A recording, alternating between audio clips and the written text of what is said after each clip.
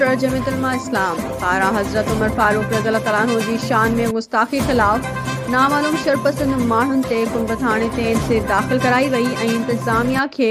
चेतावनी ॾिनो वियो त अगरि शरपसंदनि माण्हुनि खे गिरफ़्तार करे सज़ा न ॾिनी वई त ईंदड़ जुमे जे ॾींहं ते सख़्त एहतजाज कयो वेंदो। ॿिए तरफ़ जमीयत उलमा इस्लाम ज़िले ख़ैरपुर जे अमीर हज़रत मौलाना मोहम्मद रमज़ान पुरपोटो,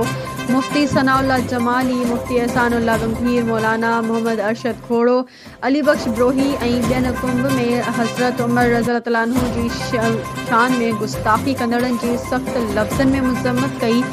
SHO कुंभ DSP तालका कोट ॾिजी ऐं SSP ख़ैरपुर मलिक ज़फ़र इक़बाल खां मुतालबो कयो त शरपसंदनि खे फौरी तौर ते गिरफ़्तार कयो वञे, कुंभ शहर जो अमन अमान बरक़रार रखियो वञे, न त ॿी सूरत में कुंभ इंतज़ामिया ख़िलाफ़ सख़्त एहतजाज कयो वेंदो। अली बख्श ब्रोही डिप्टी प्रेस तर्जुमान JUI ज़िले ख़ैरपुर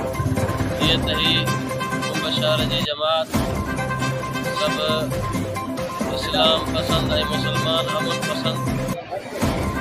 इन सिलसिले में असांजो हिन कुंभ थाणे ते अचण थियो आहे जो हिकु महीने खां मुसलसल असहाब किराम ख़ुसूसन हज़रत उमर साईं जे शान में गुस्ताखी थी रही आहे। काफ़ी भेरा असां थाणे ते अॻ में भी SHO साहब खे इन गुस्ताखी जे बारे में शिकायतूं कयूंसीं, थाणे ते हली आयासीं ऐं कल ॿीहर हिकु दफ़ो इन कुंभ शहर जे पुरअमन माहौल खे ख़राब करण जे लाइ हज़रत उमर साईं जे शान में गुस्ताखी कई वई।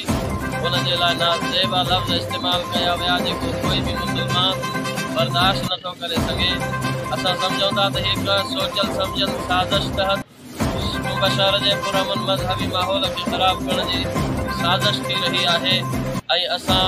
इन जे करे वरी हिकु दफ़ो क़ानूनी तरीक़े खे इख़्तियार कंदे पंहिंजी इहा शिकायत खणी करे कुंभ थाणे जे पुरताब जे जमात असां सां गॾु आहे ऐं असां SHO साहब सां ॻाल्हि कयोसीं ऐं उन्हनि शरपसंद नामालूम माण्हुनि जे ख़िलाफ़ NC दाख़िल कराई आहे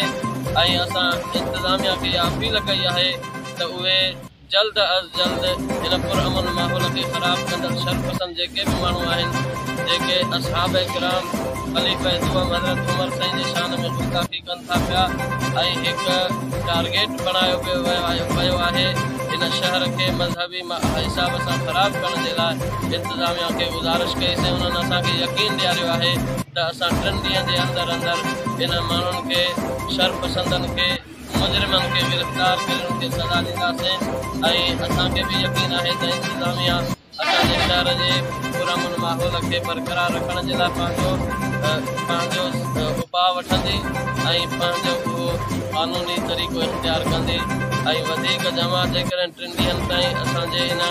मुतालबे ते अमल नथो थिए ऐं जेकॾहिं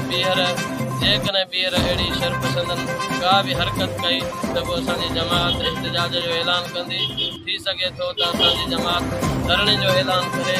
पोइ जेको आहे इहो सख़्तु एहतजाज हूंदो ऐं इंशाअल्लाह उन में सॼी तालके जी जमात असांजो साथ ॾींदी ऐं घुराए करे सॼी जमात खे असां शहर जे हिन मेन चौक ते ऐं थाणे जे साम्हूं असां धरणे जो को ऐलान कंदासीं जेकॾहिं असांजे मुतालबे